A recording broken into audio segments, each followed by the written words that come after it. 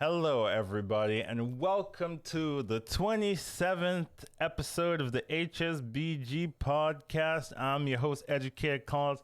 I'm here with my constant co-host, Shady Bunny. Shady Bunny, how you doing? I am well. Thank you for asking, Collins.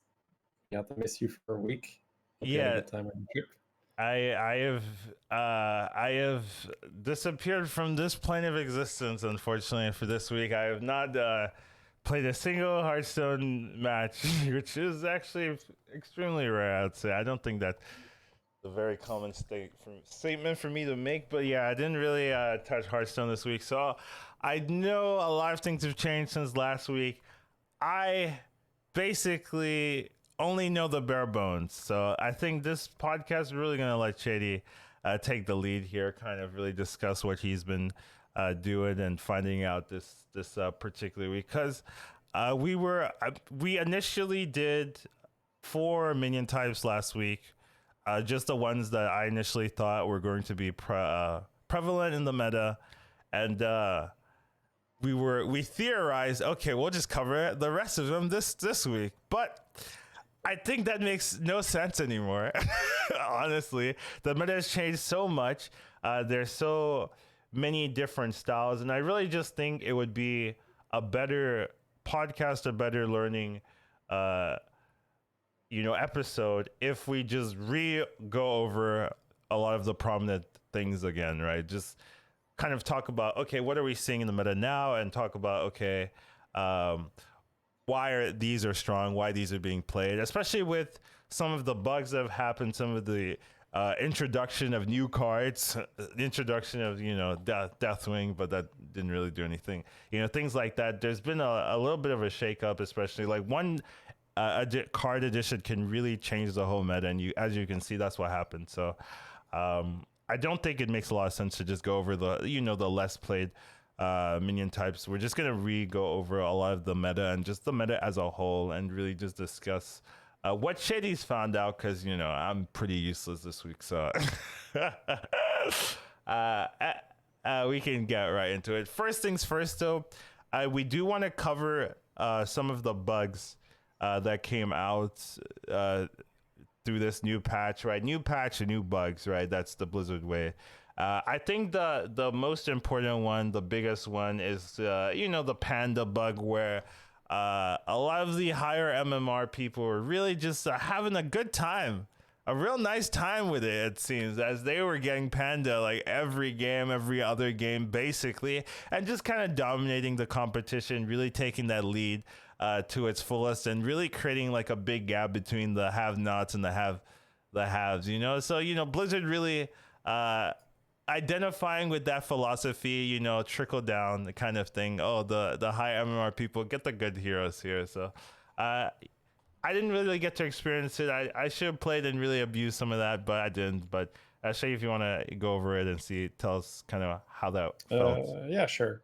Yeah, I think the best way to look at it is you go to HS Replay and you see that Panda is the best hero by far.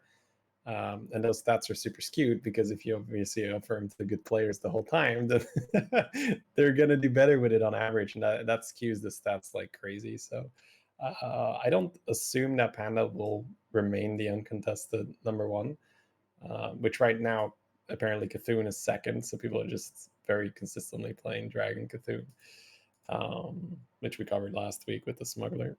Yeah, it's good that it's fixed now, because it was definitely something where we noticed it, where I was just saying like, man, I'm getting a lot of pandas.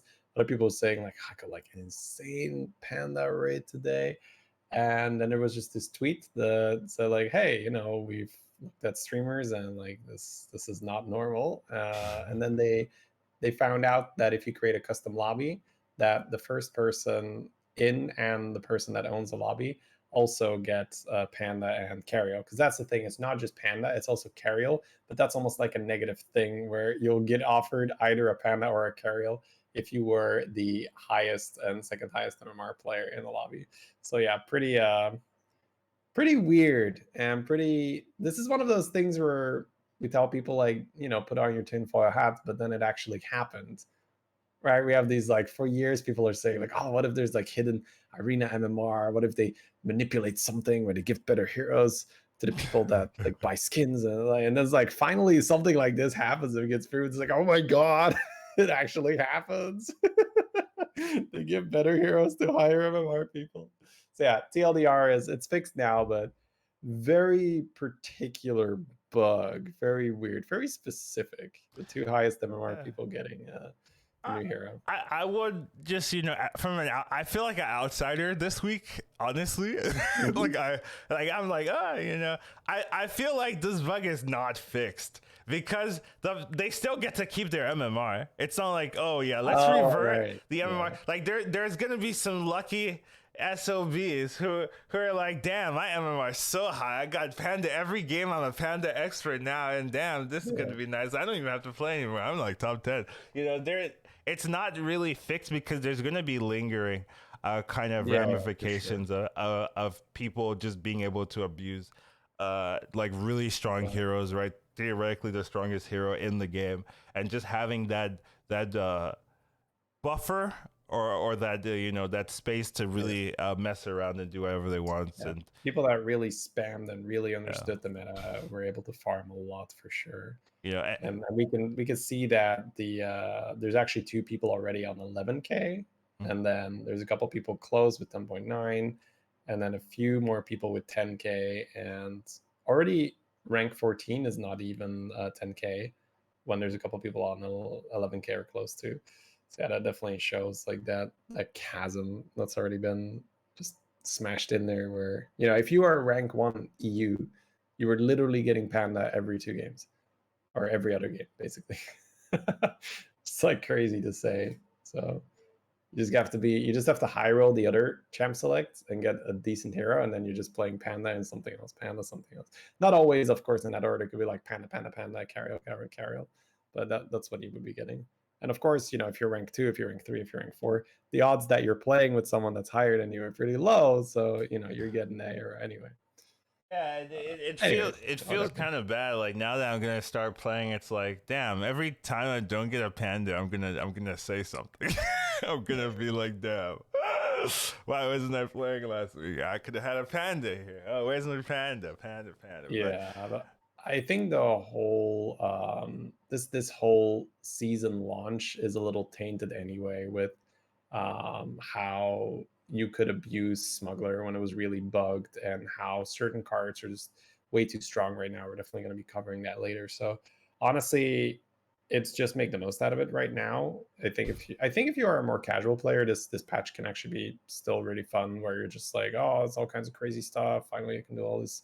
And like frogs is probably phenomenal for casual players, but after you've played it a few times, you're like, okay, I've seen it. This is not okay. So I think the more you play the game, the more problematic this patch feels. okay. But yeah, anyways, like we can move on. It's fixed now, so people get to keep their MMR. They farmed with the Panda, and the rest is just tough luck. Yeah.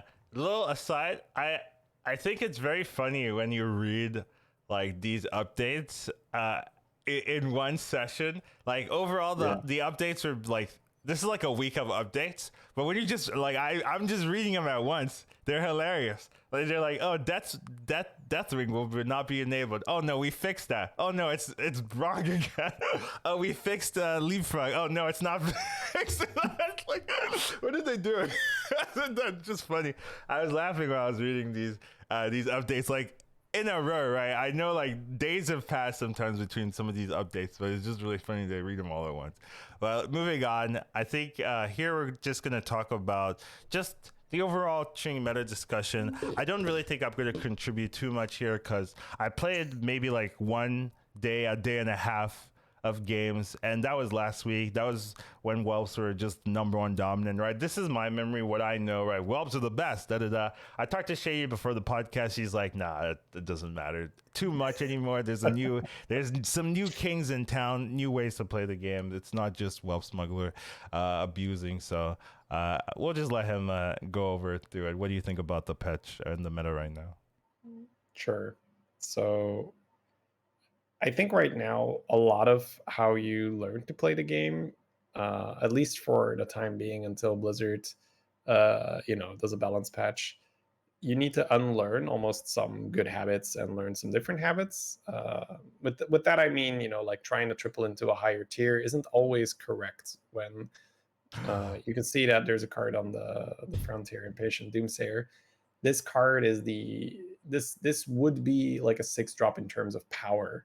Where I'm not saying they should turn it into a 6-drop, but if you triple into a Doomsayer, you're about as happy as if you were to triple into an Eliza, in terms of, oh, my chances of winning the game have just gone up significantly. So a lot of the time, you're just going to rig the game in a way where you just have as much chance to hit Doomsayer if demons are in, for instance.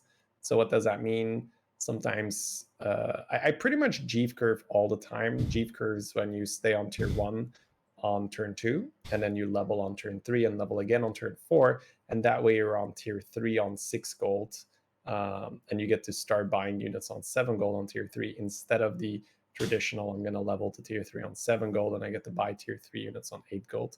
So this way you cheese tier 3 one turn earlier, or you can just do straight up power level as well, just straight up power to 3 and try to hit the Doomsayer. I'll try to structure a little bit. There's going to be different things here. So I guess the first thing I'll talk about is what the meta is right now, and then we'll talk about how to thrive in that situation, because there's always, no matter how much I might disagree with the design philosophy behind it, there is still a way to increase your chances of winning.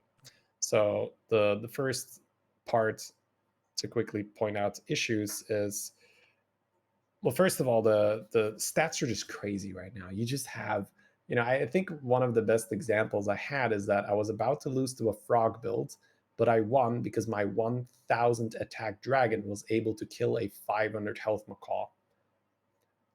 Really let that sink in. That's the only. Wait, I'm not like familiar with this, so let me digest that for a bit. Yeah. So you're gonna lose, but my 1000 attack dragon, which is not a glyph guardian, by the way, because a glyph guardian can get up to 1000 attack when we're in the late game and it's golden and all that. But this was a straight up 1-drop, by the way. the chromatic 1-drop, which was golden, right? Okay. And, all day. But that was a golden 1-drop with 1000 attack.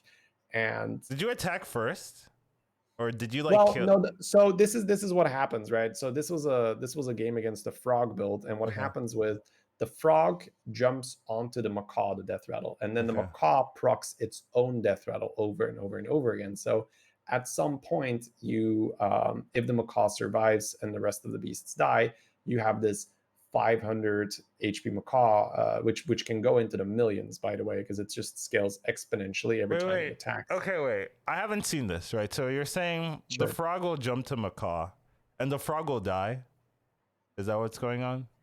Yeah, so most of the time, if you see a leapfrogger build, people will have a frog in the front and then 1 or 2 macaws, and then they'll have some death rattle beasts in the middle, and they'll have a baron in the back. And the leapfrogger dies, which means it passes its death rattle on to another beast. Then your macaw attacks, and a lot of the time the macaw is going to proc the death rattle of whichever beast caught the frog. So if it jumps to the rat pack, it can proc the rat pack and it will still proc the frog. It procs all the death rattles on that unit instead of just picking one of the death rattles. The death rattle is now just like this giant mix, right? And the more frogs die and jump to the unit in question, the more frog buffs it gets. And then when that unit dies, all those frog buffs get transferred to another unit. Oh yeah. So you can see the picture already, right? So once the macaw has accumulated a few frog buffs on itself, it can be the only survivor and just be like, okay, I'm a 100 health macaw. I'm now a 200 health macaw. I'm now a 400 health macaw. I'm now an 800 health macaw. And it just keeps going like pump, bigger. So it's really this gigantic snowball effect that Leapfrogger has.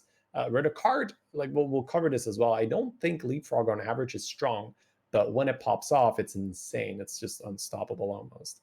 And to just come back to the anecdote in question. Right. To point out how silly the meta is. Like the only reason I won that fight is because my 1000 attack dragon was able to kill a 500 health macaw. And I just don't like that. I don't like that we're in this meta where these numbers are not a once in a whole meta kind of thing, right? Getting a 1000 attack unit, I feel like shouldn't really be a thing. And you can do a lot more, and especially in health with smuggler, etc. So my complaints, I would say, is that there are too just strong. The cards are too strong on too low of a tier, which removes this huge cool aspect of BGs, which is how am I going to level while staying alive? That's pretty much what Battlegrounds has been since its conception. Maybe like the very initial meta where mechs were so strong, there was no reason to level past tier 4. But aside from that, you've almost always have wanted to be on tier 5 or tier 6 to find the really juicy cards. And I'm not going to say that you never go to tier 6 anymore, but it is preferable to find those very strong units on tier 2 or tier 3, which really changes the way you play the game. Like I said earlier, you're going to try to triple into 3s. You're going to either rush to 3 to get there. You're going to just go to 2, check if the shop has OP cards. If the shop doesn't have OP cards, you level to 3. You hope you find the OP cards there. And a lot of the game right now is just fishing. Fish. Do I get the Doomsayer? Do I get a bunch of frogs? Do I get 2 whelp smugglers? And what happens with that is that a lot of the player agency gets taken away, and it's more, okay, is Bob giving me the OP card? No? Okay, well, I'm now behind versus someone that did get the OP card. And obviously there's always a discrepancy in shop quality. You don't always get the shops you want. We know this with, people that have played Battlegrounds for a long time have definitely experienced that, but it is now probably the strongest or the biggest difference since the conception of Battlegrounds. Like, there are the hits and there are the whiffs, and there's very few really good hits. And I've tried to play the game differently, where I say, okay, I'll just like level and I'll try to be strong, but you cannot catch up if you don't have these cards. And that's my main complaint, that the cards are too strong on too low of a tier, which really warps the whole experience. You either get these cards or you're almost already playing for like top 3. Yeah. So if you have any thoughts or stuff, like, I can also just move on to, okay, that is the situation, and then it's like, okay, how do we make the most out of this? Okay, so I think we've talked about leapfrog, but you really haven't discussed the other one. Doomsayer. I know. Yeah, I know it's Doomsayer, but I just no, sure, it's fine. Yeah, of course. Yeah, it's very good that you're here, honestly, with this, like, not, because if you were playing the same amount of games I was, you'd be like, yeah, totally, man. You're like, it'd be like self-evident. You don't have to explain it. But for anyone who hasn't played enough games, so this is what happens with a Doomsayer, right? So when you get, essentially what will happen a lot of the time is, on say 5 gold, you will triple a 1-drop, you will level, and you will pull a 3-drop, maybe on 6 gold, right? Depends on how much you were rolling. And if that is a Doomsayer and you have, say, this little Death Rattle Imp that provides 2 more imps when it dies, that's already 1 extra demon you're getting. And then the next turn, you're either leveling to 3 to try to get more Doomsayers, or you just play more demons. You probably have a Wrathweaver. Ideally, the Wrathweaver is a minion you tripled, so then you're just in heaven, right? If you have a golden Wrathweaver and this Doomsayer. And it is so absurd that a lot of the time you will just say, can I play this card? I'll be too strong then, right? My minions need to die. I need to farm. So sometimes I will just have this juggler in my hand that I will not play, because if I play the juggler, I kill their comp too fast and they don't kill enough of my minions. So the Avenge of the Doomsayer doesn't go off, which is insane to say, right? That I would hold a juggler in my hand when I have a bunch of Death Rattle demons on the board. But I've done that today because I would have been too strong. I need my minions to die to feed the Doomsayer. Now, when you look at Doomsayer, you might say, okay, is it really that strong? But you have to keep in mind, demons, that's not a super wide pool. There's also this card which is Battle Cries, which is a much wider pool. But when you're talking about just demons, the chance that you triple stuff is really high. The chance that you get Soul Devourer for an extra 3 gold, relatively high. And if you have Weaver on the board, every single demon is also +2/+2 or +4/+4. You can get Big Fernal on the board. Later on, you can have an Urzul on the board, which every single demon is then going to start pumping like +8/+8 or more. So these are cards that can either be tripled. You can just roll a Mal'Ganis if you're on tier 4. It's just all kinds of craziness happens. So usually what happens when you get an early Doomsayer is you're going to stay maybe 1 turn on tier 4 to just stabilize, just try to get the Mal'Ganis, try to get some Imp Matrons, and then it's just go to 5, go to 6, and the Doomsayer will just, it can pull 6-drops if you're on tier 6, so you can just get the Felbat straight away. You can try to get a golden Felbat. It can pull a Malgadons, and even if it does none of that, it will just feed your Big Fernal, feed your Wrathweaver, and feed your Urzul, which is the 5-drop demon that consumes a demon from the shop every time you play a demon. And there's just no way to keep up with that kind of economy advantage, which also simultaneously, if you've set up properly, I will say, I think that Wrathweaver is a huge part of playing demons. I point this out on my stream all the time. When I see people with a Doomsayer but they don't have Wrathweaver and I end up beating them, it's like, yeah, they don't have a 100-100 Wrathweaver. A lot of the time I stay on tier 1, I try to force that Wrathweaver pair to then triple it later. And a 100-100 Wrathweaver is not an exception. That's actually very common. I had a 120 or 130 HP Wrathweaver earlier today, and this is just because you have 1 or 2 Doomsayers, or even if you're really lucky, you get a golden Doomsayer, and then you just keep it on your board the whole game until maybe the last fight, because that thing is just farm, stats, gold, and it's just batshit crazy broken. Your entire game gets accelerated. You can't just have a card that provides you with both strength and economy. Like this is nonsense, right? You can't just give someone unlimited money, or close to unlimited money and unlimited power. It's just what the hell, right? I wouldn't say no. Yeah, but that is what you do in this meta, honestly. Right, people are not. I think that was my last game before I went offline. It was just like, okay, I tripled into a Doomsayer. I was like, okay, this was cool. I ended up losing that game. Funny enough, second. I got second. I called out a loss with an early Doomsayer. But my opponent 100 deflectos and some crazy shit. Anyways, yeah. So that's I'm gonna try to keep the ranting to a minimum. No. I like them. Keep on the rants. Get loud. Sometimes we need someone to slap us in the face and say this is wrong. And I don't know, but I appreciate it. Yeah, it just makes me a little sad, where I feel like the meta we had right before Shutterwalk was introduced was amazing. Okay. Shutterwalk kind of left a little bit of a annoying, tainted that meta, where it's just okay, I faced the Shutterwalk, so I took 30 damage. We have now the damage cap. Shutterwalk is exactly the same, by the way, still stupid. Only now it's I guess I'm taking 15, right? When you say Shutterwalk.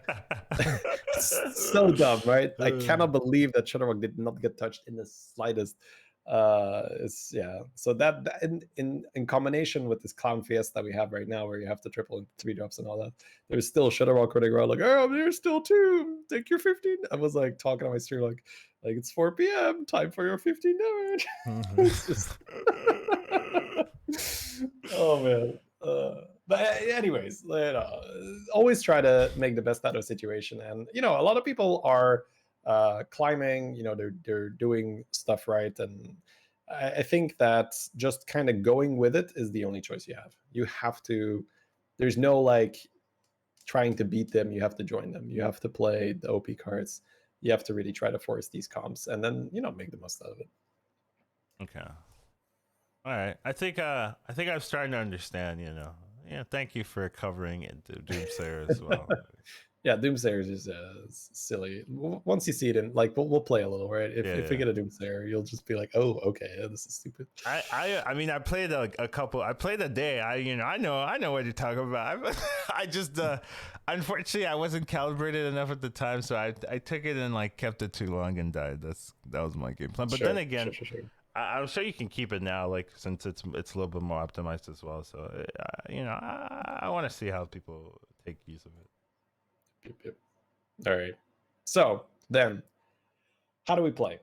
To keep it simple, right? And this is really, if you're listening to this podcast, shitty ranting, what? Get to the good part, right? How do I win? So the easiest way is to look at the meta in 4 tribes. Demons, which I think are the most consistent, and usually, I think overall the strongest tribe to be comfortable with. So I think demons is a huge chunk of it. You have beasts, which is a leapfrogger, which I think is actually the least consistent one of the 4, but it cannot be denied that when when a leapfrogger board gets together, you're not beating it. It's just that good. And then we have the I guess more underdogs, the mechs, but they can also be very powerful with Holy Mackerel and Omega Buster. And then the last one is dragons, which is, it's crazy to say, but dragons almost feel kind of fair between how strong. Yeah, it's stupid to say, right? Like a week ago, you would have crucified me for this, but Whelp Smuggler almost feels fair compared to these insane demons boards you can make and the late game dominance of a good leapfrogger build. So let's start with demons, right? Let's just cover that. What are you trying to do? Like, okay, demons are in, great. So I love playing a hero. Let's say Hooktusk is a perfect example. Hooktusk is like perfect because she has such a high percentage that you can find 2 Wrathweavers early, or even a golden one. So what will I do?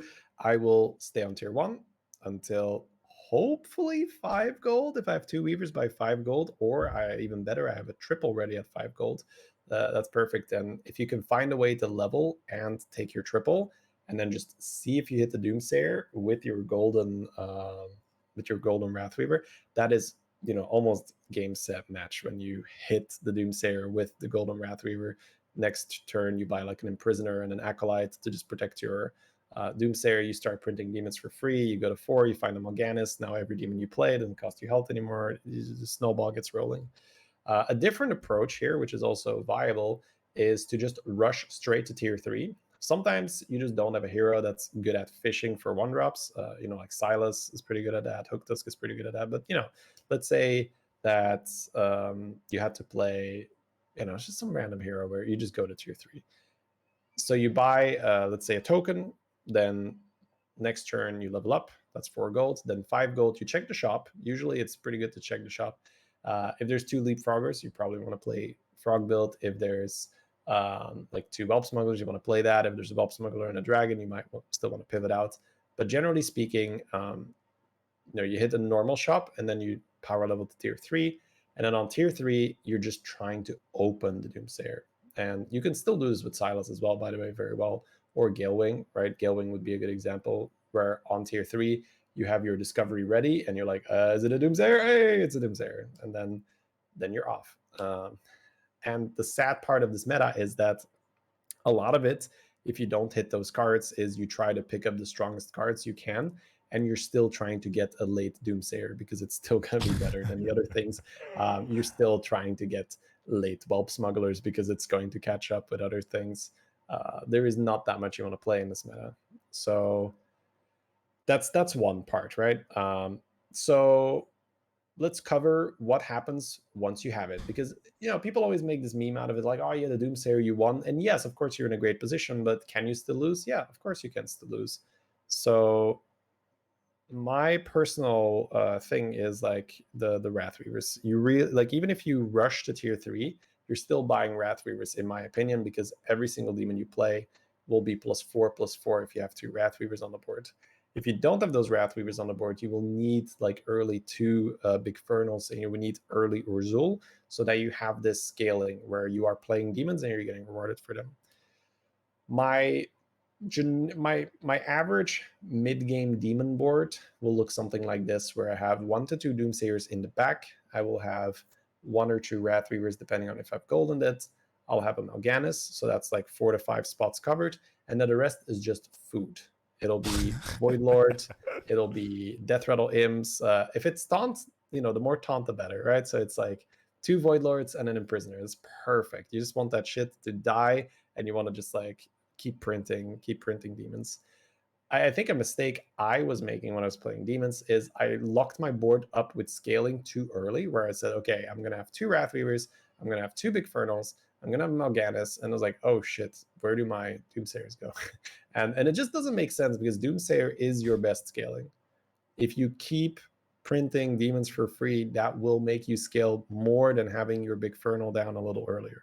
So I would almost recommend to just have like 1 Big Fernal and hold the other one in the hand, and just try to golden it through finding it through either in a shop or getting it for free from your Doomsayers.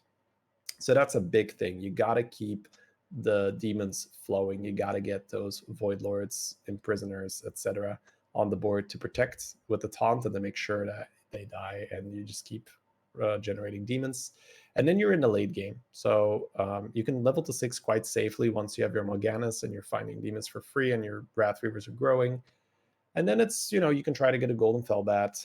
You can try to get a golden Urzul, and you're finding golden Selfless, you're finding Baron. And then eventually, if you haven't golden to your Doomsayer, you can cut 1 or 2 Doomsayers where you just say, okay, I switched into just having huge minions because let's say I golden my Big Fernal, I have this golden Urzul, nothing is really dying anymore.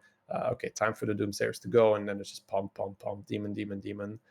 And you just get these huge stats. And your weak spot is that your Urzul is taunted, so people will try to cheese you with a Spore. So that's where you try to Argus other demons. That's where you maybe play a Ghoul. That's where you play the Selfless, and you counter that. And it's very consistent. I think if you have early 2 Wrath Weavers in a lobby where demons are in, it's pretty easy to get top 2, top 3. Because even if you miss on the Doomsayer, you push so hard on tier 4 with Morganis and you just bunker down and play demons that you probably still find a Doomsayer later and you can still farm a little bit. And sure, whenever you fight the guy that did get the early Doomsayer, you get smacked. you hope that you survive, and the other people get smacked harder if they failed. Because the next one we'll cover is Leapfrogger, and that build is very popular, but it's this really high hit or miss rate. And you can kill a lot of people that are working on their Leapfrogger builds before they are strong. And you can do that with just regular no Doomsayer, double Wrathweaver, Morganis, demon spam. Yeah, cool. Don't want to turn into like rap god just sitting here like the buff and It's pretty interesting. So just like give you some time if you any remarks, any comments. No, you've kind of covered at least for demons, kind of what you want to do. You don't want to go. What I should do is like try to repeat what you're saying, like get the base Sure. system. Get the LBR note. Yeah, so at least with demons, right, you're trying not to go full power at the very beginning. You want to have a bit of scaling, right, with the Doomsayers. You want to get the Doomsayers as fast as possible. So if you can even like stay on one a little bit earlier, get a triple and then level and then try to high roll an early Doomsayer, it's that strong that you're considering that is maybe the line when demons are in. And once you do have a Doomsayer, then you still want to have like one scaling, maybe a Wrathweaver or Infern or not Big Fern or something to make sure you're not taking too much damage, but you do want to focus on getting a lot of demons early so that you can hit those power spikes, get those big scaling. Because if you just put all of your scaling in immediately, then you're going to struggle, not have enough room to get the Inferno to really have that value that you need to go for the victory. So you do want to at some point you just notice the Doomsayers are proccing maybe 1 or 2. Like if let's say you have 2 Doomsayers and you get like 2 demons per round, then you're doing it wrong. Yeah. Put it that way. And that happens if you're like, 2 huge Big Fernals, 2 huge Wrathweavers, Morganis. It's like, okay, what's dying at that point? Yeah, so you want to focus on scaling, at least for the initial point when you're not feeling like too pressured, but then at some point you do want to like start putting everything in, making sure that you are strong so you can contest with the other people getting their builds online and then going for the victory. So I think that's kind of, at least for demons, kind of what you want to be looking at. That's what I got from your speech there. Yep, that's a good takeaway for sure. Okay, so yeah, I said we were going to cover Leapfrogger next. Right. Leapfrogger is something that looks absolutely crazy. So first of all, let's cover how it works. Whenever Leapfrogger dies, it passes on its death rattle. It first of all gives a friendly beast +2/+2, the golden version +4/+4, and then it passes that death rattle on to its targets. So what really happens is, if you only have 1 frog and you don't have Golden Macaw, you don't have Baron, that death rattle feels fine, whatever. It's even like a bit slow. It doesn't really do much because it's just like 1 beast dies, 1 death rattle gets transferred. 1 beast dies, 1 death rattle gets transferred. What starts happening when you have Baron or even Golden Baron, Macaw, Golden Macaw, you have, this death rattle gets triggered 4 or 5 times. Boom, boom, boom, boom. All those death rattles get smacked onto different beasts. The moment you have a few of those frogs, stacked on the same minion, and like a macaw attacks and triggers that minion, you have 3 to 4 frogs that get procced at the same time with then a baron. So then that is in that times 2, that's like 6 to 8 frogs. If that is a golden macaw that goes off 2 times, that's like 16 frogs. And you can see how this runs out of control incredibly fast when you have things that accelerate death rattles, such as barons, such as macaw, golden macaw. The ideal end game lineup, and of course I might be off a little bit here, but this is going to work at least very well, is let's say you have a taunted golden leapfrogger, also just reborn on all your beasts. Every time you hit the snake, you just reborn a beast, which makes the comp even more consistent. So you can have this taunted golden reborn leapfrogger in the front, and then you just have, say, 2 macaws, 2 rat packs, that's 5, and then you have maybe this rat that gives you a death rattle taunt when it dies, and a baron. And then what happens, you just have so many, because the rat packs are crucial in this kind of lineup, and it feels counterintuitive at first, because you're thinking, wait, I've played Goldrun for all this time, I know that when I'm playing Goldrun Macaw, I don't want extra death rattles. What's the difference here? The difference is that you're not leading with your Macaw proccing your frog, you're leading with the frog dying, and then you have the baron, which helps you spread the frog death rattle around. So it jumps onto different minions. Then if it's reborn, it's going to come back, die again. Again, it puts another 2 or 3 frogs across your board, depending on if you have regular baron or golden baron. And then it's time for the macaw to attack. The chances that it's going to pick a death rattle beast that doesn't have a frog yet is very small. So that macaw is going to proc the death rattle beast, which is either going to, spawn the taunted rat, or it's going to spawn a regular rat from a rat pack, and also proc the frogs that were on that death rattle beast. Now, if you're lucky, that macaw stays alive, and it also probably caught some frogs, which then, if that macaw stays alive until it's time for the macaw to attack again, it starts healing itself, and it's a very silly experience. Yeah. But even if you're not lucky and the macaw ends up dying, you have so many extra beasts with the 2 rat packs in the back, or the rat pack and a high main if you didn't get 2 rat packs, that as long as your baron stays alive long enough, you've accumulated so many death rattles that you will have something silly like your rat pack dies, and suddenly you will have like a 30-30 rat, a 20-20 rat, a 15-15 rat, a 40-40 rat, and then like that 40-40 rat dies, it transfers all its stats onto another token, and you just very, very routinely have these 200 health tokens, and it's extremely hard to beat. The most common counter is Zap, but if Quillbores are in, all you need to do is put some gems on your Baron, boom, your Zap doesn't work anymore. Cool story, bro. So that is very frustrating, because if they have sufficient taunts that you don't just insta snipe the Baron, the damage will have been done, where enough frog death rattles have been spread that even if you snipe the Baron, it's too late. The snowball is rolling, and they'll just get way too many frogs for you to handle. Yeah, so that's the good part of it. This is what happens when things go right. When things go wrong when you're playing frogs is you're rolling, and it's like, where is the Baron? I need the Baron, because the build doesn't really work without Baron. That's the downside. If you don't have a Baron, we talked about how this build grows exponentially, which means that if you never get to the point where that one frog death rattle turns into 2 frog death rattles, it's very hard for those frogs to spread around, and you don't actually create more. It's just like this okay kind of buff thing that is going around. It's not this, oh, 1 frog turns into 2, turns into 4, turns into 8, blah blah blah blah. So yeah, that is the biggest issue whenever you're playing frogs, and this is why a lot of people trying to hard force frogs, they die because they don't find Baron, or they didn't get them a macaw, or they only got 1 regular frog. And yeah, so I would not actually recommend playing this build if you love gaining MMR, but it is an absolute shit show that you will want to witness at least one time before they nerf it. So yeah, if you haven't done this yet, go ahead and you don't want to, you're not afraid to lose some MMR. You can just force it. You can just buy some frogs, buy macaw, take the reboard snake whenever you see it, and then either triple into a baron or go to 5 and roll for a baron. And it's quite something when it comes together.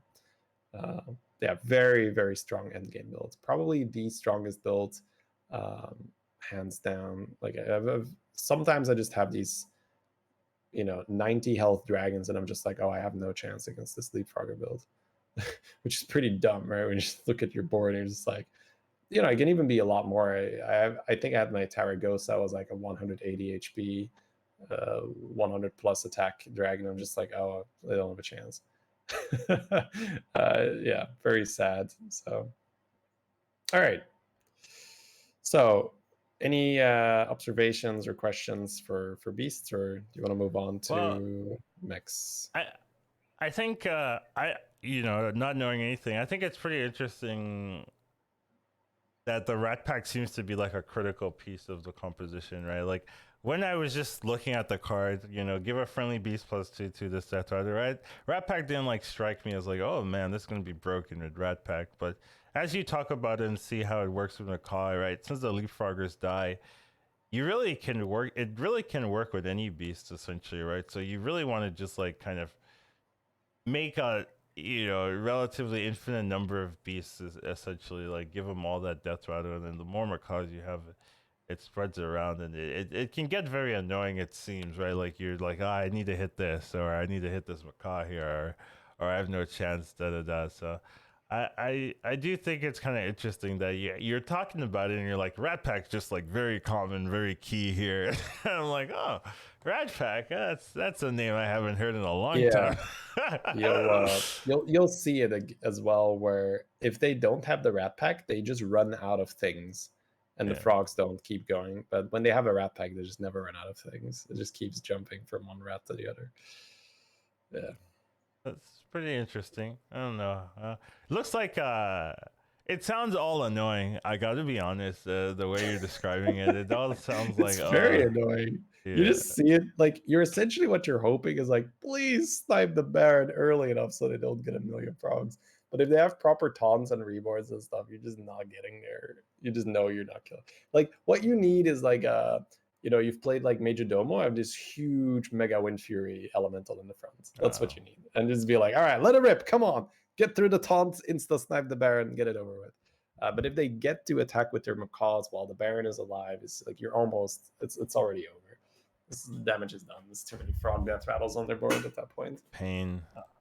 Yeah, pain, pretty much. It's just pain. But yeah, a huge Mega Wind Fury, that's a good counter. So a Golden Zap, right? That is also pretty good, because what you do is you just like proc their rat packs early. You like hit the rat pack, hit the 1/1, hit the rat pack, hit the 1/1. Or if they've only got the one rat pack, you maybe even snipe, Macaw or the Baron if they don't have gems. So like Golden Zap is pretty good against this, but regular Zap often is not enough to beat the comp. My question is, how often do you like specifically run Golden Zap and such like that? Yeah, so what I would say is, let's say you're playing this insane demon high roll, but the guy's got a perfect leapfrogger build that you're not big enough. Then you could just like spam on tier 6, right? Because you're tier 6 really early. You just start buying zaps and holding them and be like, all right, I'm gonna prepare for this leapfrogger. Gonna just bring a golden zap to the party. Yeah, that makes a lot of sense actually. Yeah. I could see that being. It's pretty. I never thought I'd say that, but yeah, like Golden Zap is actually pretty good against this what we're playing this meta. All right. I think I understand that. Alrighty. Any you want to work? Are we also covering dragons and the other mechs and dragons? Yeah. Okay. Fair enough. Okay. Well, then I'm good to go. You can lead the way. All right. Yeah, I guess I said we're gonna do mechs. So mechs, it's not necessarily two different things because they can come together, but you have Omega Buster mechs, which is pretty much like Goldren. You put an Omega Buster in the front, it dies, it buffs your whole mech board. And if you have Kangor to bring that back, if you have Baron to ×2 it, you can even, instead of Kangor, play Parrot and use Parrot Omega Buster. And then you're really playing that death rattly build where you just get huge. Yeah, really. You can play. I've done it. I've played golden. It's just What? Goldrin Max. It's Mecrin. Let's call him Mecrin. And this card is one of the few cards that I think is worth tripling into on 6. Right? If you want to triple into a 6, I think Omega Buster is a really cool one. Because if you're on tier 5 and you have a Buster and you can just roll into Kangaroos, roll into Baron and stuff, that's really cool. That's a lot of good stuff. I'd say the other side of mech in this meta is funny. It starts with a Quillbore. It's Gem Splitter. Gem Splitter is this crazy Quillbore when you think about it. When you look at this, when you look at Gem Splitter at release, you're saying, oh, it's a 2/4, get a blood gem per time a Divine Shield is lost. What's the big deal? Well, the big deal is once 2 Divine Shields are gone, that is a Sensei, but you get to choose where it goes, and it's blood gems, so it can go on a Shaker. It interacts with the Pumbaa, so there's so much crazy stuff. There are many times when I play a mech board with Gem Splitter where I will have 2 Gem Splitters or a Golden Gem Splitter, and I will get 10 gems per turn. Insane, right? You have a Pumbaa on the board that is plus 20 wherever you want it. That can go straight on a mech roll, which just keeps resetting. That can go straight on a Deflecto, which we know is amazing when you start buffing it up. So this card is definitely a card that deserves respect if you haven't picked it up enough. Whenever mechs are in and Quillbores are in, that is a combination you will be looking out for. And obviously, you still prefer to hit the Doomsayer if demons are in. But if you miss it and you see like this Deflecto and Gem Splitter in the shop, like don't hesitate. That's a very, very good shop. That's a very good direction to go. And yeah, eventually you're going to either try to meet, let's say you have Bronze Warden, Deflecto, and the Whirly, the Divine Shield Elemental. Suddenly, Gem Splitter and Agam looks pretty good because now you get to pump and you get to play this little menagerie where you have Quillbore, Mech, Dragon, and Elemental. And then, those 2 comps can come together if you say are running a more traditional, Gem Splitter, Deflecto, Mech roll. Suddenly you pull an Omega Buster, you're like, sure, just throw it in there. That's extra buffs. And suddenly you are playing a Baron, you're playing Omega Buster, you have these huge Deflectos, huge macro from the Gem Splitter. You might get out of the Gem Splitter later. Yeah, so mechs are super playable. It's just these 2 specific directions do need the enablers, right? So you do need the Divine Shields and then the Gem Splitter, or at the very least, a what's it called? Greasebot. Okay. Greasebot is another card that interacts really favorably with Divine Shields. I usually prefer Splitter because I can stack one thing and Greasebot spreads it around, but it's totally fine to have an early Greasebot buffing Deflectos, especially if you were able to get an early macro and put module on it. It's this really frustrating thing for the opponents. You have this taunted mackerel in the back, and then you have like 4 or 5 Divine Shields in the front, and then a Gem Splitter. And what happens is they attack the mackerel, it loses the shield, you attack with a shield, mackerel gets a shield back. They attack into the mackerel loses a shield, you attack with a shield, mackerel gets a shield back. So yeah, very, very strong, especially versus demons where there's no Divine Shields or no Wind Fury, no nothing. They just keep crashing their big undivine shielded minions into your 50, 60, 70 attack mackerel if you have arm / Greasebot / Gem Splitter pumping gems. So those are the 2 directions you can go: early Buster or early Gem Splitter and shields. Okay, sounds that one doesn't sound like too different. I guess the Gem Splitter is like the unique addition, right? With the patch. Yeah, getting 10 gens around, you're like, whoa, this is not okay. This is like Flat Tusk on steroids. Are we not seeing like too much Flat Tusk because the other compositions are just way better? Yeah, so Ground Shaker I feel is just always too low. So I came to this realization when I had this like really good Ground Shaker start, and it's just not enough. And you only get to keep the attack for 1 turn. Right. So Ground Shaker was very dominant in the pre-patch meta, where you would have this good board and you're just like, okay, I'm fine. And then you fight this guy with Ground Shaker. Just like, I'm taking 20 and I'm strong because it just has this Deflecto, does 30 attack, man. I can't beat it. And right now it's just like, 30 attack Deflecto, who gives a shit? That's whatever. I have this like 60 pink guy. I have these frogs that don't really care about your shields. I have these dragons that just have an unnatural amount of attack. I don't care about you, Ground Shaker. So that's when I realized, okay, this is just not a card anymore. I might want to play Ground Shaker to proc the uh, the Whelp Smuggler, right? Because Ground Shaker buffs your entire board. If you have a board full of dragons, all your dragons get attacked, so all your dragons get procced. The Whelp Smuggler is like, ooh, HP for everyone. So that's pretty much the only reason I use Ground Shaker right now, is if I have Whelp Smuggler, I can use the gems on the Ground Shaker, and every dragon on my board gets a Whelp Smuggler proc, and the health is permanent. So in that regard, it's okay, but just pure Ground Shaker, it's not a thing anymore. It's just not something you want to do.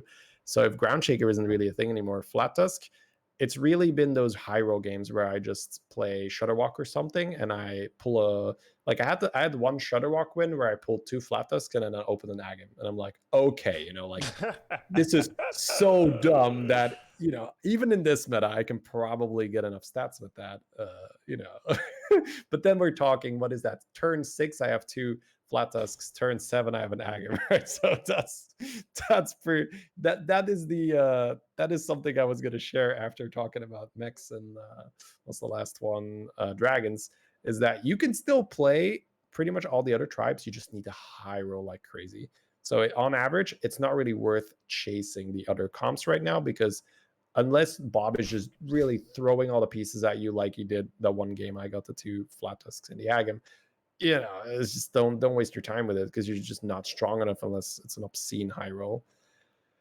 Right. So that was mech, right? Yeah.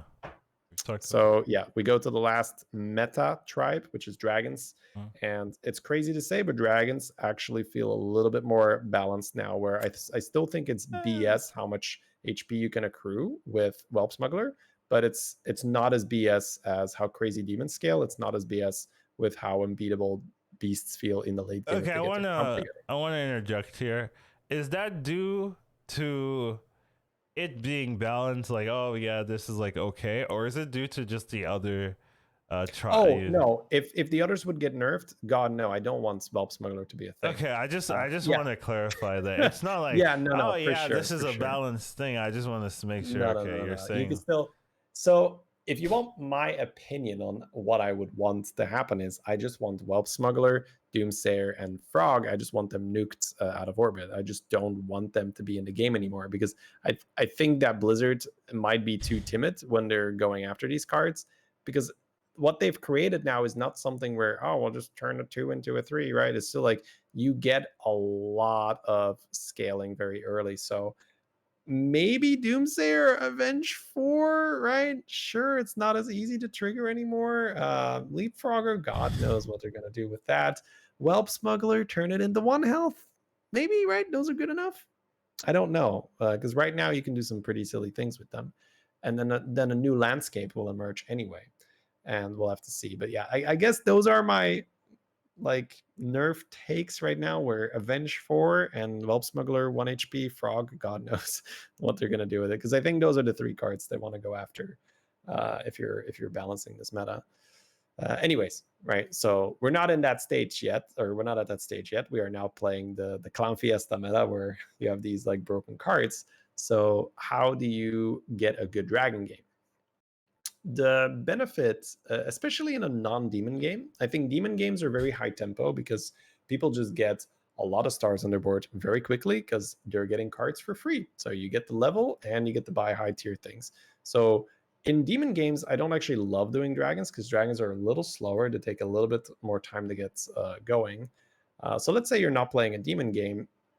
A lot of the time, people are going to be wasting their time trying to roll for frog comp, and you're just sitting there chilling, getting your smuggler, getting your dragon pairs.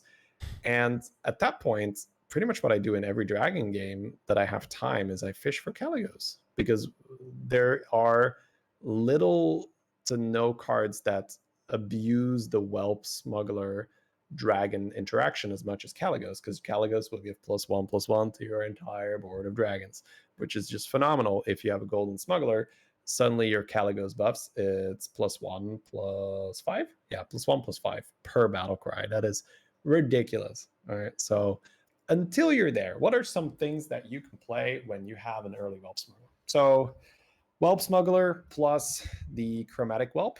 That Hmm. works on its own. You're going to Yeah. level. The Chromatic Whelp is going to gain attack up. Whelp Smuggler is going to give it HP. That's some free tempo. Taragosa is almost universally a great pickup. There's a lot of cool things you can do with Taragosa. One of my favorites is one that is actually a little bit bugged, where it sometimes works, sometimes doesn't. It's really, oh God, man. They actually said in the patch notes that sometimes Whelp Smuggler will not apply its buffs. They literally said that in the patch notes. They admitted that, sometimes it's just not going to work, guys. It's just like, you're not always going to get all the stacks you want. Tough luck. It's either that or, you get too many stacks. Take your poison. So yeah, I'll take this one version where you don't get too many stacks, which is not true, by the way. There's still some interactions, but we'll cover that. So I'm a bit all over the place. Let's get back to center here.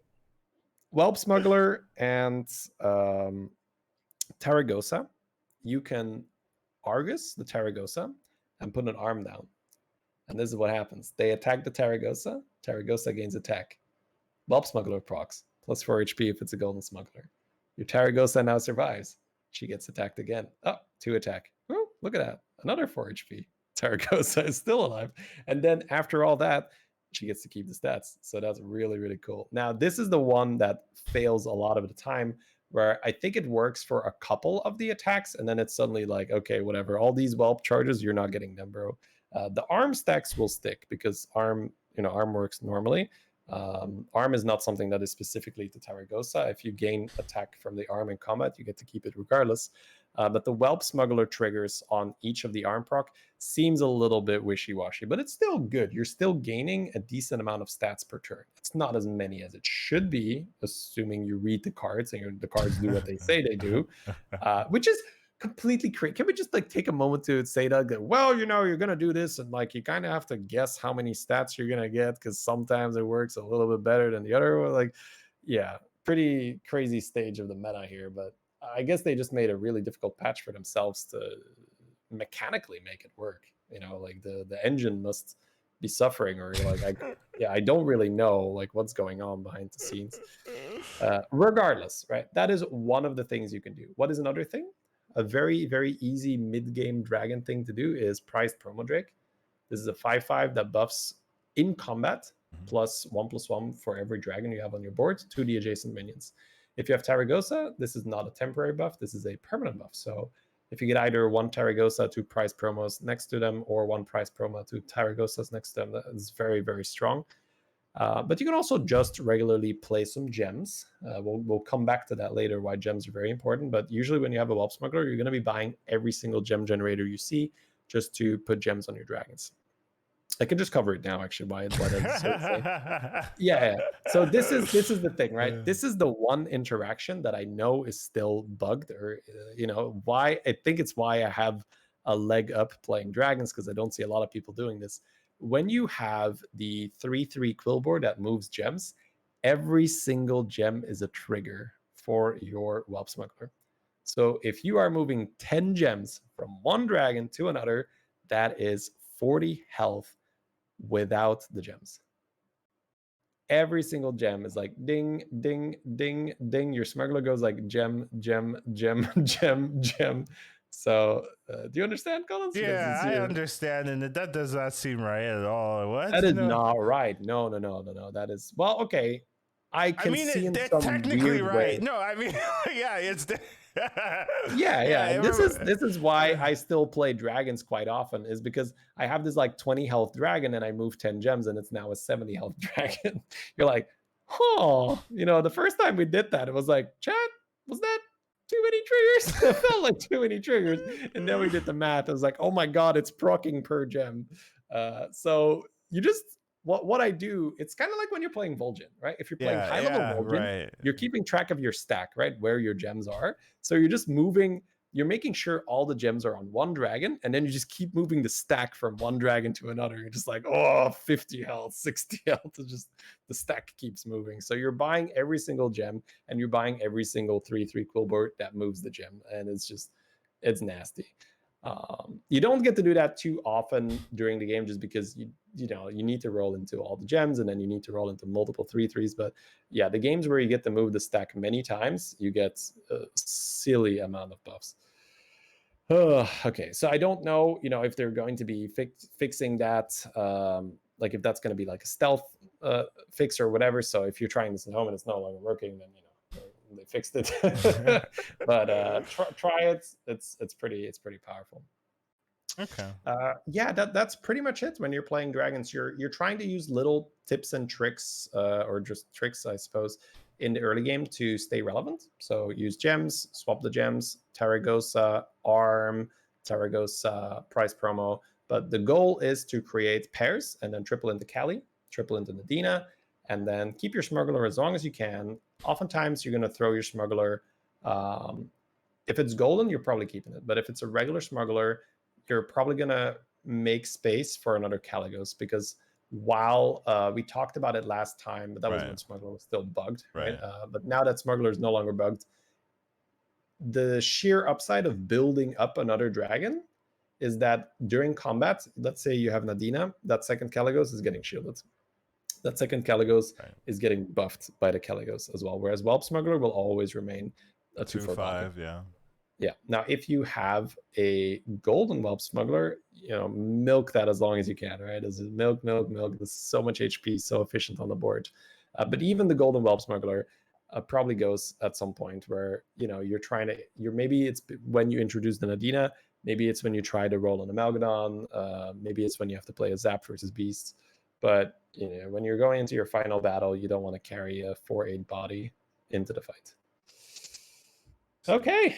I think that's it. That's the meta 101 right now. Now, there's other things you can play, but if you want to keep it straight, keep it simple, and just try to gain some MMR, play one of those 4 things. All right. So now that I've listened to everything, I guess I just have some, just a couple of questions. Yeah, go for it. So it sounds like you're not really focusing on like any of the old compositions that we used to run, right? We're not doing like Eliza that much. We're not doing like double hogger plays. We're not doing just like mechs without a mecharu or any of that. We're just kind of not mecharu, but holy mackerel. Yeah, we're just Macro kind of or Mega Buster. yeah, we're just kind of focusing on the new broken stuff because that just seems to be way stronger than anything we've created before. Is that correct, or am I like? I think that's a good assessment, where I'm just so heartbroken every time I try to play the other stuff, and I have this good start, and I'm just like, it's not enough, it's not enough, it's not enough. So I just learned that it's usually better to at least try to be strong and lean towards the broken stuff. And if it happens, you have a shot at getting top 2, top 1. If it doesn't happen, you're probably not going to do that much worse than when you were all in on an old school composition. Okay, another thing. Seems like since we're not doing a lot of the old stuff and it's more leapfrogger, which is a 2, impatient Doomsayer, which is a 3, well smuggler, which is a 2, right? And the mech stuff, it's a 5, but you're only taking that if you're not going the other compositions, right? So it seems to be a lot of 2s, a lot of 3s, right? So it seems like maybe leveling is not like the most important thing to do, right? It's more like, let's make sure we get the key pieces, right? Because I assume if you're trying to run a beast comp, you don't have leapfrogger, you're kind of like, what am I doing? Same thing with demons without the impatient, you're kind of like, what am I doing, right? So there's more like a focus on making sure you get those good key deciding pieces more than like, let's go early 5 or something and see if we can make it work from there. Yeah, I don't really pull 5s unless it's specifically for trying to hit a Baron or so. That's kind of a weird way to put it right now. I think that 6s are still okay, especially when Eliza and Omega Buster are in. You can still pull an Eliza for a little bit of tempo, a little pick me up, but especially when demons are in, if you triple, I like tripling into 3s or 4s a lot more, because then you can either triple into a 4, pull Morganis, and then roll on 3, get the Doomsayer, or you can early triple into a 3, get the Doomsayer pop off. Let's say, to give you an example, you can play Bran, and you can have your curve where you're going to sit on tier 1, you can find your tokens. Oh, that's a You great can have your question. you can have your true 5 drops. Sorry, go ahead. Oh, you finish your point and then you Oh, gave sure. me another question. That's why. Yeah, so you do that, you get your 2 5 drops, you're on 10, 15 health by the time you pull your 5 drops, and you're trying to stabilize from that point. Or let's say you pull your 5 drops and then you drop to 7, 8 HP. The reason why you drop so low is because people aren't doing this leveling anymore. Before the pre-patch, pre-patch, you would be playing Bran and everyone else was leveling as well. Everyone else was going for 6 drops as well. They had 2 elementals on their board. They didn't have, Doomsayer and all this other stuff. They didn't have a bunch of higher star or like 2 to 3 star things on their board where you would take significant damage if you were throwing these rounds. And there's not much room after pulling those 5s. You have to pretty much immediately hit like 2 mama bears or something and just pop off like crazy. So why take that risk if you can also not try to go for 5s and 6s and you're just rolling and you're just like, oh, I guess I'll just triple into a 4 because of some tempo, because I'm just trying to be as strong as I can be right now while I'm trying to hit these broken cards. So that is really the meta right now. People are just aggro, tempo, put cards on your board, roll for the broken stuff. Okay. The question that I was thinking is like, where does brand fit in the equation? Where does Light Fang fit in the equation? Right. These very key like tempo units. Where does Mitrox is gone, but where do you see Light Fangs anymore? Do you see brand?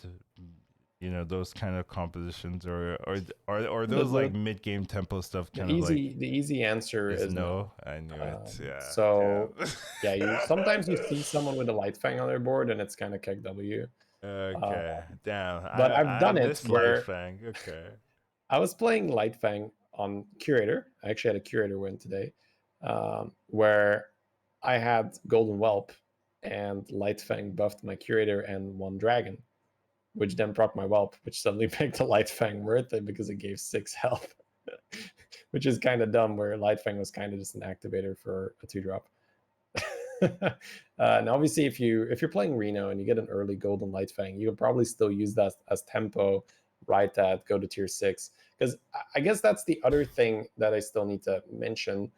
If you somehow, let's say, perfect example, you are the Reno, you have this Golden Light Fang, you do have a lot of tempo, you can go to 6, and there's some cool stuff you can do on tier 6 if you're there really early.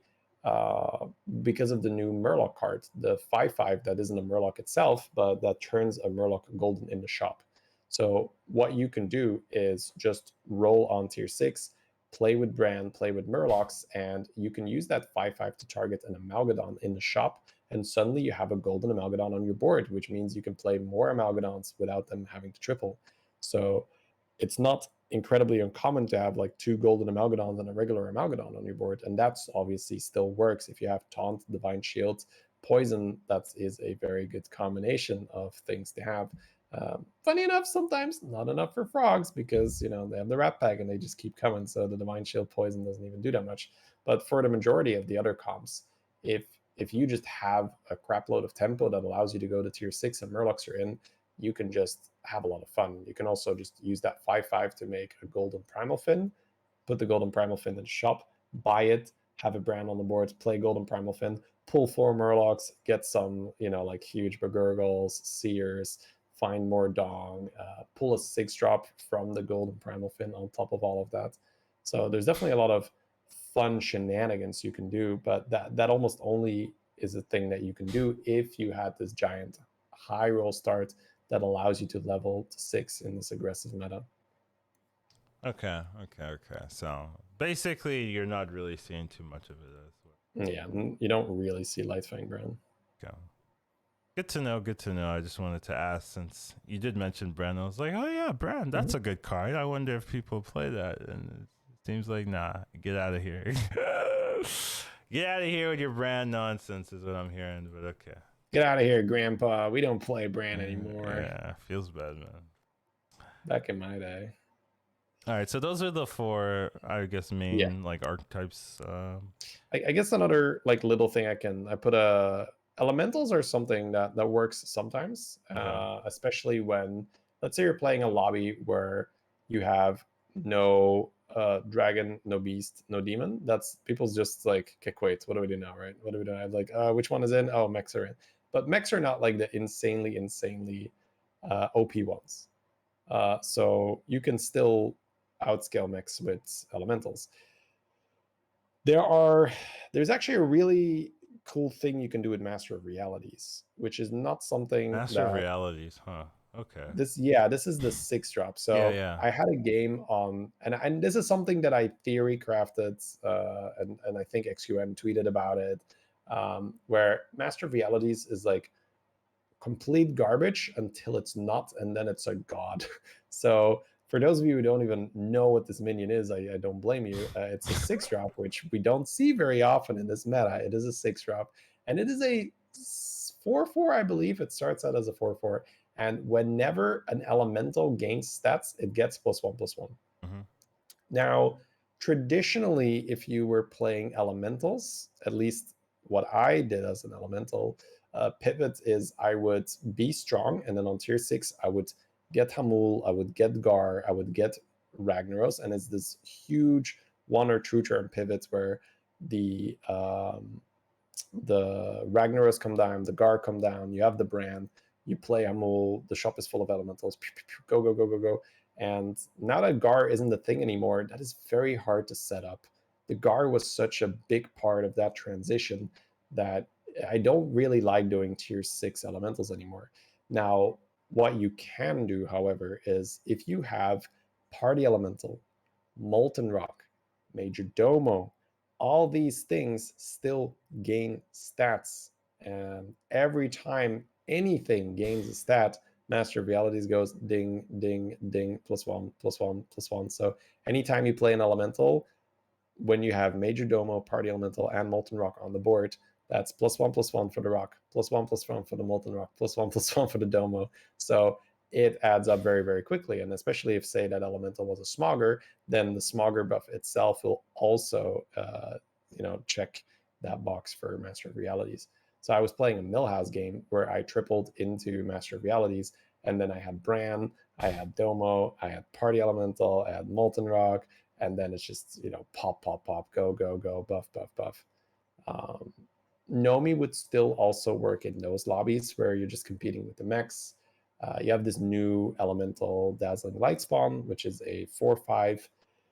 This card, I find it difficult because it's like, yeah, you have it on the board, and yeah, you get some big elementals, and then like your elementals stop dying, and then it stops scaling, and you're like, this is weird, so it feels like Dazzling Light Spawn, it's not really something you play around completely. It's more just you play it and then you try to get Nomi, or you play it and you try to get either that Master of Realities buff or whatnot. But the Dazzling Light Spawn comp on its own won't really get there. Not that dazzling is what you're saying. I hear you.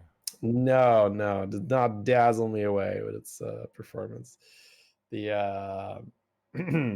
the cool thing about Dazzling Lightspawn, however, is if you have demons in the game and you have a good start, you can try to put Dazzling Lightspawn on your board for a little bit to carry it and let the Avenge proc, which is easy if you're making a Doomsayer work. And then you have big elementals in your shop, which is very good for your Urzul and your Bat later on. If you're going to be consuming the shop, it's nice to have the high stated elementals in the shop to consume. So that is a little side note I will give. But yeah, so that's elementals, where you can either do that Master of Realities thing, which is a little bit more niche, or you can just play Nomi, or if you're really far ahead and you're a Janus or something, you can still try to make Ragnaros work, but then don't look at Master of Realities. That's just going to be Rag, Amalgadons, Hummels, nothing else, just pump, stats. Pirates is another tribe that you don't really see, but sometimes it can work. Once again, it's in those lobbies where beasts are banned, demons are banned, dragons are banned. You'll start to see some other tribes suddenly take some wins. And a really cool thing you can do with pirates right now is you have APM pirates with hoggers, and then you have a Peggy on the board. Peggy gives a random pirate +1/+1 every time a card enters your hand. So you can see that this can go crazy if you say have a flat tusk on the board and 2 hoggers. It's like buy, sell, gem, buff. The Peggy is just going +1/+1/+1/+1/+1/+1. Because it doesn't matter if it's a gem, it doesn't matter if it's a minion, if it's a card, if it's a coin, right? It'll just give +1/+1. So that counter goes up extremely quickly when you have 2 hoggers and a flat tusk. So that's something I've seen. And then obviously you still have your salty looter on the board, which is getting +2/+2 every time you play a pirate. So yeah, that can add up very, very quickly, but it's just more difficult to set up. You don't get 2 hoggers that easily. You don't get, like everything compared to, oh, I found a Doomsayer on tier 3. It's just so lackluster, right? Just like compare this composition, right? One composition needs to find 1 unit on tier 3. The other one needs to find 2 5-drops, probably want the golden Peggy, probably want the golden salty looter, right? You need to be alive by that stage. So it's almost unreasonable to play this when demons are in. It's just like, why do that to yourself? And then we have Quillbores, which I don't think Quillbores are really a thing right now. Like, obviously, if you high roll a golden Pumbaa and 2 Charlies, yeah, sure, especially when demons and beasts are out, like just pump, get some stats. But unless you're high rolling it like crazy, I would not want to go down the road of just having a full piggy board, no matter how much Bob really wants to sell it to you. You can buy it as long as it's the best tempo, and then try to do something else as fast as possible, because it's usually just a death trap. It just ends with you being like, all right, I've got 2 dynamic duos, I've got 2 banner boards, I've got a shaker. It's like, yeah, okay, it's not doing anything.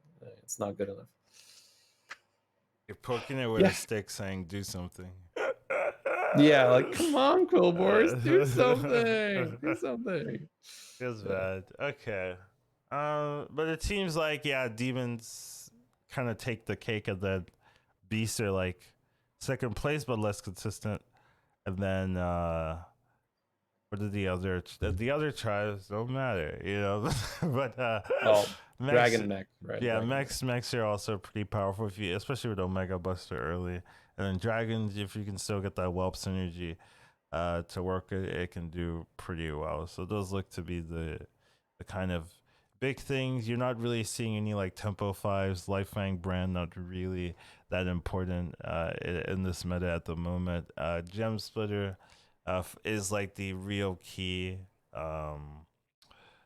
mech piece. It's not really a Quillboard piece itself. It's more of a mech piece, which is, I mean, you can look at the card and be like, I understand that because mechs have a ton of Divine Shield, but doesn't really seem to be any crazy Quillboard synergies unless you get really lucky with like double 6-drop early and they synergize together. But other than that, you're not really focused on the Quillboards. Pirates can be good if you have double hogger, Peggy synergy, but once again, that's really expensive compared to like demon synergy or even beast synergy. And then you have the elemental stuff, maybe a dazzling early, switch into Nomi composition. If you can get demon synergy once again with a dazzling, you can do that to have something to eat, but not really the main focus, right? They seem to be like supporting archetypes here. Just get that Quillboard to help the mech, get the elemental to help the demons, just avoid pirates in general. We didn't talk about pirate scam at all, even though that hasn't changed. It just seems like you're not really looking for Eliza in that way. You're not looking for the other pieces. If you get a full Exodia comp together, that still works, by the way. It's just a lot harder to do that in a meta where people are hitting you in the face so early. So it's just very difficult to set up for the 6. But if you get, I had a semi Exodia comp earlier, I believe, where I had Golden Baron, Golden Eliza, Chad, regular Eliza, 2 Skellies. Like, I might be naming one too many, right? But it was essentially 6 units. So 2 Skellies, 2 Elizas, Chad, Baron. Yeah, okay. So that would normally have won a lobby. Oh, it didn't win? Oh. No. So Oh. I fought a Millhouse with the Master of Realities setup, and he just had this 200 health Master of Realities, 150 bruh, elemental in the front. So it was just too fat. Now, if I had double golden Chad, golden Yeah, Eliza, golden Baron, that's not yes, right. But realistic. we are stretching this, right? Like, how often did you used to get that? And it's harder now, I would say, with the less time you have if people are smorking with demons. So yeah, it's one of those things where, yeah, it can work, but once again, you have to be high rolling it like crazy. I see. Not the greatest sign then, if that's what it takes, and you had the setup and it still dies. So yeah, Yeah, like it was a golden Baron, double Skelly, golden Eliza, regular Eliza Khadgar, yeah, and I'm that not like that got owned. That wasn't even close. I got owned. okay. Well, it's good to know. A lot of interesting things. Just it seems like a complete shakeup of the meta, generally, right? It's not necessarily like if you skip the patch, you don't know the meta, and you're playing like randomly. Oh yeah, oh there's new patch. Let me try. Oh I Yeah, know. you will lose like crazy Yeah, if you're going in blind, if you don't have the knowledge what you need to force. damn. I'm going in blind shady. I mean, I'm No, not. I'm here. Yeah, I'm your not anymore. co-pilot. I guess that's true, but like Plus, I theoretically, just gave you the yeah. You fucking TED get. talk I on the know. meta, dude. I agree. Maybe I'm stretching it a little bit, maybe seeming a little bit weaker than I am, just to make everyone, Yeah, no, that's fair. That's fair. Yo, it's Collins. He doesn't know what is going on. No, we just kill him. What the hell happened? Collins with like 5 frogs in his board. Surprise, motherfuckers! I know what's going on all Uh, along. sounds good, but yeah. I think some other things maybe we should talk about. What's your opinion on damage? The damage buffer All now right, damage after a cap. week of playing through it. Yeah, I've learned to play with it, but it is just such a blatant band-aid to the problem that is underlying, which is we shouldn't be needing a damage cap in the Right, first place. right, I right. don't want Shudder to be a thing where it can hit you for crazy amounts of damage out of nowhere. I don't want Death Rattles to deal more than 1 damage where, oh, my opponent has a Coiler. Like, I had a Reno that had an early golden Coiler, and I was like, oh, I guess I'm taking 15. Like, that mindset, that like, oh, I guess we're taking the maximum amount of damage here. It doesn't feel good. I've been using it a lot of the time where I'm just like, oh, I cannot die here 100%. Okay, let's do some stuff. That is definitely a dangerous thing to say to experienced players where you're like, ooh, 100% I'm alive here. Okay, I'm gonna greed it up a little bit. Something I have noticed though, which is almost counterintuitive, is I think it is better to save health early now that the damage cap is a thing. Where a lot of the time people, like before the patch, what would happen a lot is you would just go crazy and you would go to 5 HP and then just hold there and stabilize. Because the theory would be, well, whether I'm on 5 HP or 20 HP, if I'd be losing a bad fight, a lot of the time I would take that 20 or I take 18 or whatnot. But now there is this huge incentive to keep 16 health or more, because just that is kind of an ice block. You're playing with an ice block at that stage. Right. If everyone is alive, and yeah, ice block is very good. So it's something that I think it's also just how the meta evolved in this like more tempo-y, because this is just a natural byproduct. What happens when 5s and 6s are shit?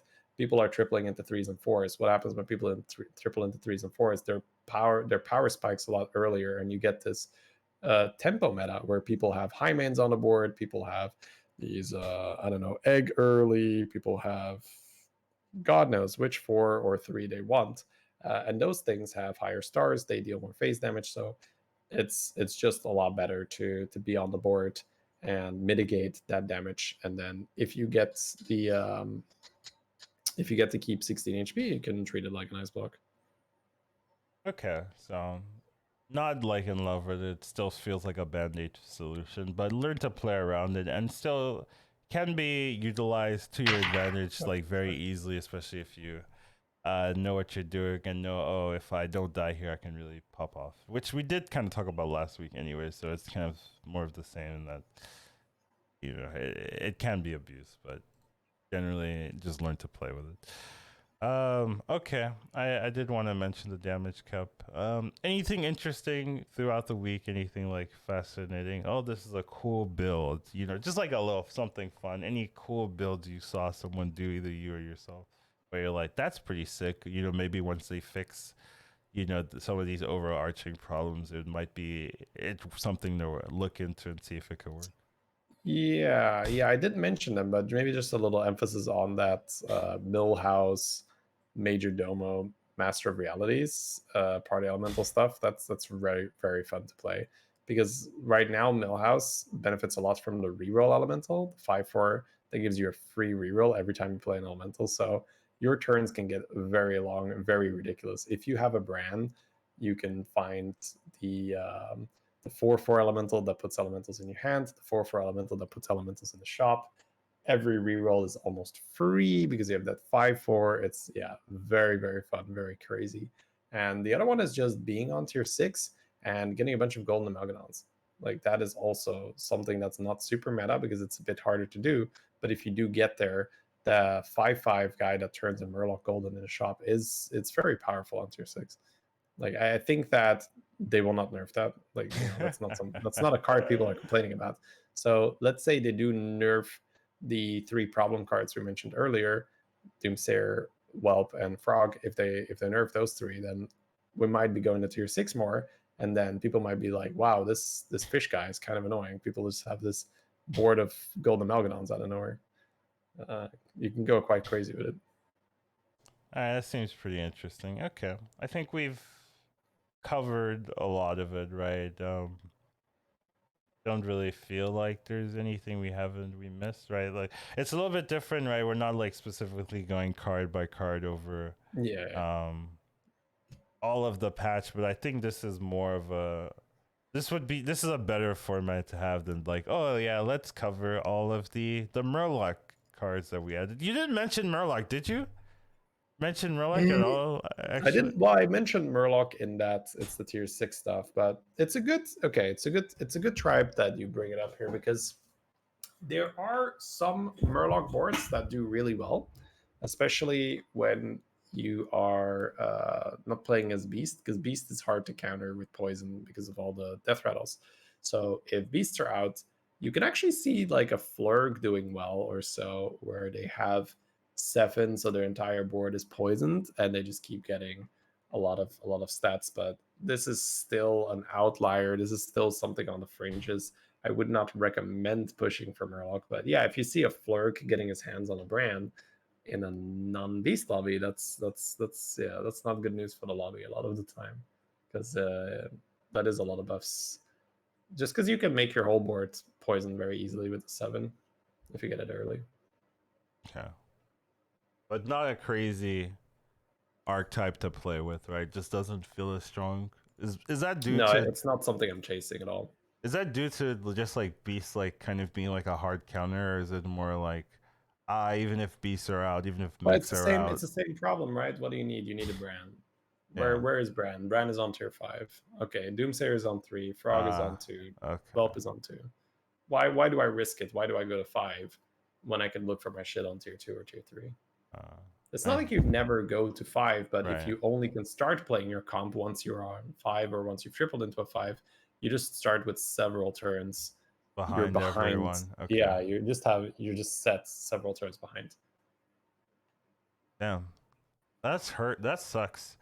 I It's did. stupid, right? I, Yeah, it I makes did. no sense. I did kind of talk about it where I was like, there's no direction on 2 or 3. I've mentioned this before where I'm like, everyone just goes to 5 and then tries to get their compositions right. There's like I what I thought about was like Kobo Guardian on 3, right? That was like a card where you see the kobold early on 3, you're like, okay, focus on being a mech composition because I hit it here. I kind of like that, where it's like, okay, I might change my game plan because I rolled a kobold and kobold's strong enough on 3 where I now Well, can Deflecto, right?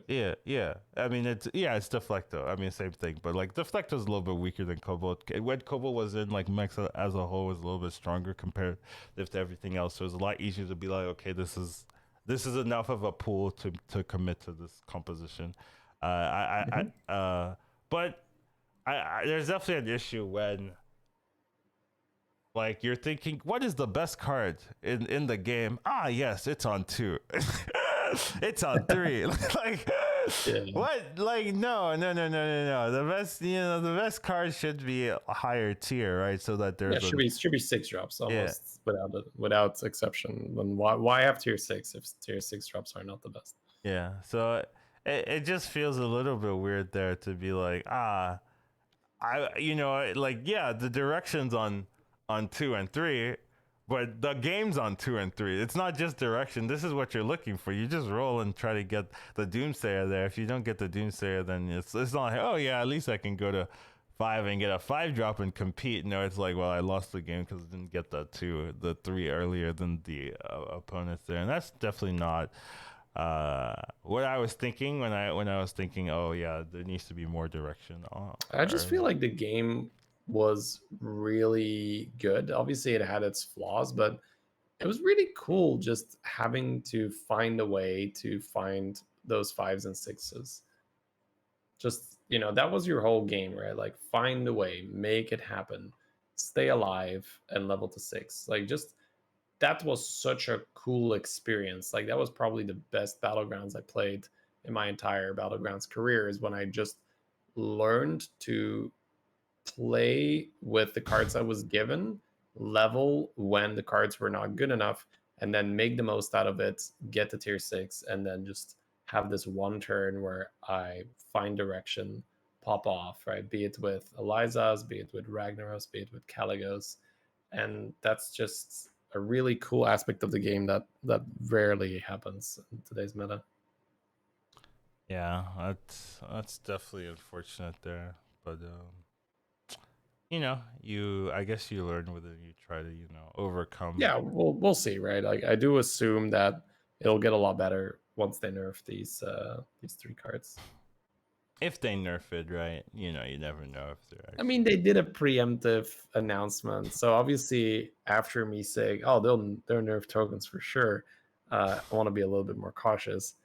I just want to reiterate, like, or re-emphasize how insane it is that Shutterwalk was, an entire patch came out and Shutterwalk was not touched. Neither in the token department nor in the hero power department. It's just like, this hero is just routinely dealing 30 to people on like turn 7. Yeah, let's just keep that. Just like, think about it. A hero that is routinely dealing 30 damage to people on turn 7. Pretty good. No changes. Nothing. It's just insane to me. So after that not getting nerfed, I cannot say with certainty that these 3 cards will get nerfed, which is very sad. I wish I could say with certainty, but I thought I was certain that Shutterwalk would get nerfed, and here we are. It's exactly the same. Yeah, so that is definitely a little disappointing note to end on there. But hey, theoretically, it should get nerfed. It should be better. We should have a healthier meta. I haven't played it, but I wouldn't say this is the healthiest meta. So far, well, let's find out, Collins. Let's go play some games. Yeah, just in the description. But that shall be it for our podcast. Just like a week plus review of the meta as a whole and things like that. Make sure I thank Shady because I didn't really contribute too much here, which sometimes that's all the podcast. but yes, you can find us at HSBG podcast at Gmail if you want to send us something, and we have our streams if you want to say hi or whatever, or say how this podcast has changed your life.